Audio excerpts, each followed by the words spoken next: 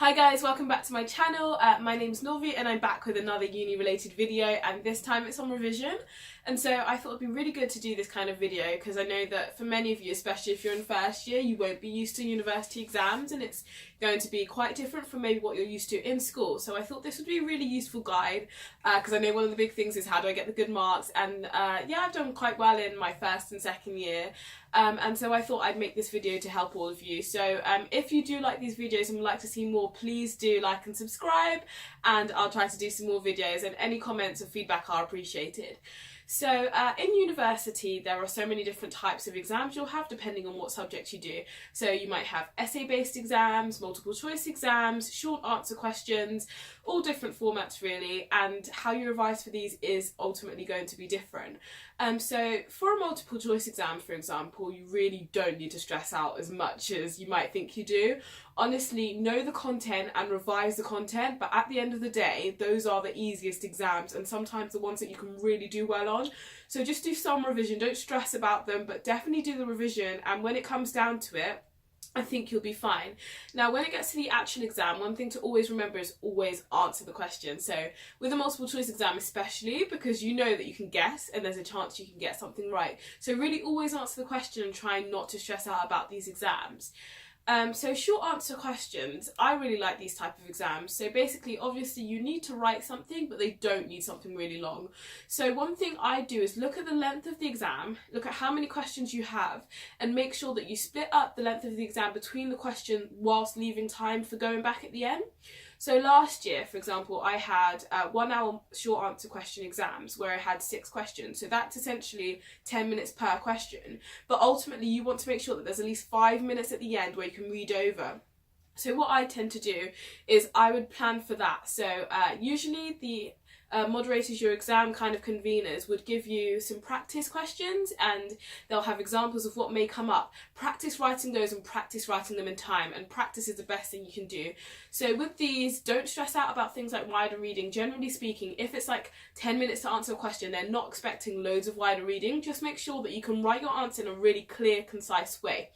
And of course, look at what the lecturers like. So we had lecturers last year that really liked diagrams, and so learn the diagram. And one time there was a question which was like, show the diagram for this study and this phenomenon, and people were like, what the heck? But that's something really cool, so don't forget stuff like that. Things on the slides that you might think, whoa, why would they ask for that? They might. And just make sure that you can convey that in a really concise way. And having a diagram as well also means that sometimes you don't need to write as much, because you can be like, okay, look, this diagram shows these, I've got the correctly labelled axes, and you don't have to talk about it in as much detail. So definitely kind of look at that. But yeah, just always make sure that you write concisely. So it might be different in different subjects, but in psychology they always say that you should be able to get 70% in 3 sentences. And I know that sounds like nothing, but honestly, you don't have a lot of time and they appreciate that. So just being able to write everything you need to write really concisely is the most important thing for a short answer question. So just keep practicing that. I literally kept writing the answers, keep checking, especially if they're giving you practices. Make sure that you've got all the key points written in a really clear and concise way.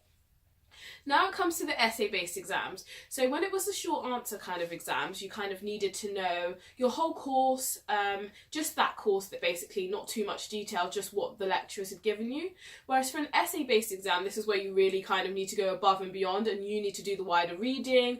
There's probably essential reading, recommended reading, further reading. You can even go and do your own.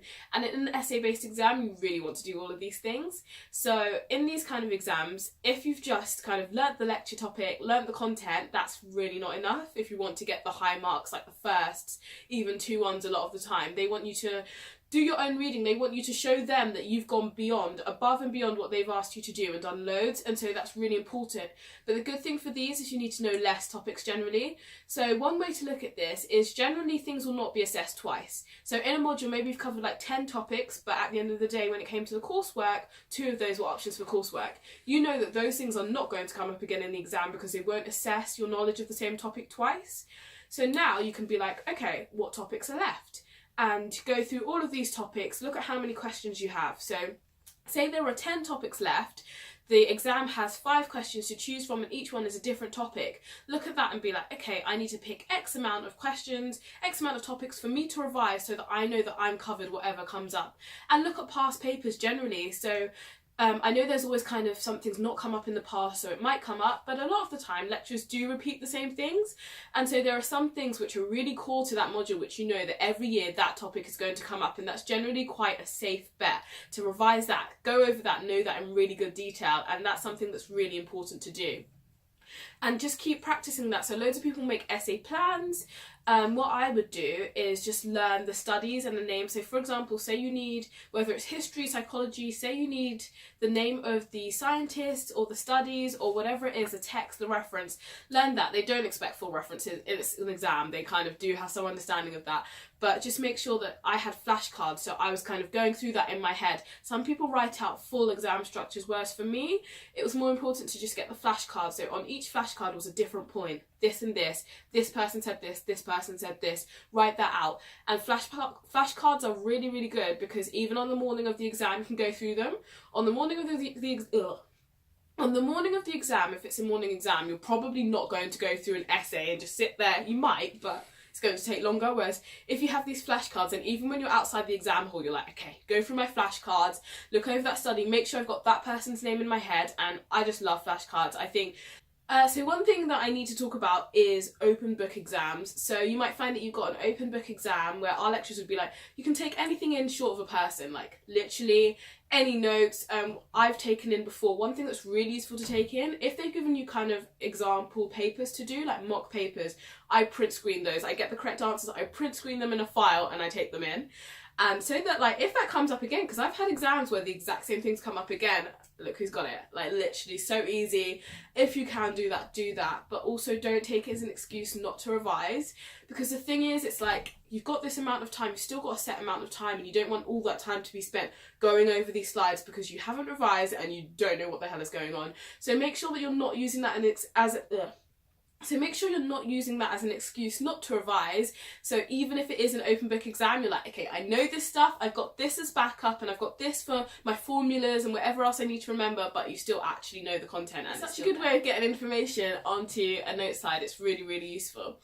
Now, when it comes to kind of structuring your revision, there are different ways you can do this, and some people prefer to do it in terms of time. So some people would say, today I'm going to revise for 8 hours, tomorrow 12, and I mean that's all well and good, but honestly I think it's way more important to do it in terms of topics. So like I said, once you've selected the topics that you need to revise, or all of them if it's that kind of exam, just make sure that you do it by topics. I just think it's so much better because when it comes to time, you could hugely underestimate the amount of time you need. So you might think, oh, I only need to do this amount of time on this today, and then you come to the end of that day and you haven't even made a dent in what you needed to do. Whereas doing it by topics is like, okay, great, so by the end of today I've revised this module and this thing, and I know that when I finish my revision that's done, and that is so much more satisfying as well. Being able to make a checklist, tick it off and know that that topic is done, rather than, oh, I've done 5 hours but I haven't even completed this, honestly. And checklists are so important, I think, just to make sure that you've written out everything that you need, make sure that you don't forget it, and once again, it's so nice to like tick things off and be like, yes, that's done. So honestly, that's my advice for you in terms of that. And just don't stress. It's Christmas, and I hate having exams over Christmas. Ugh.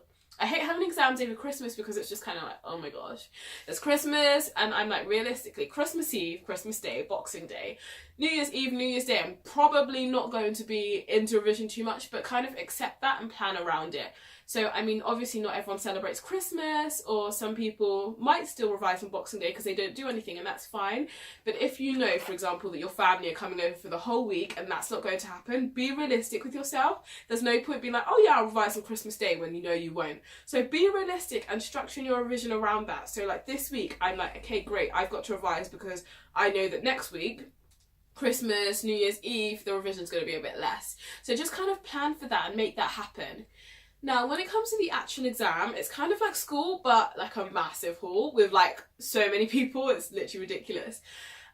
So my tips for the actual exam: always arrive early. You want to be at the exam at least 20 minutes before it starts. 20 minutes is a really good amount of time because it means you're not stressing, you're not rushing, because that's the worst thing, to be rushing on the morning of an exam. And you really don't want to be late, because if you're late, one, they may not let you in, or two, if they let you in, you might not get that time at the end because they say like it's your fault that you were late.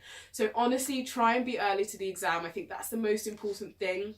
And remember your ID, because you need some ID, either your student card or any other ID if you've like lost your student card. But just don't stress, just chill and go through it. One thing that I do, if it's a particularly long exam, obviously you don't get a break, but you can't focus. Like, they know you can't focus for that long. If it's a 2-hour lecture, you'd get a break. And yeah, it's like, oh, here's a 3-hour exam, no break. Okay, cool.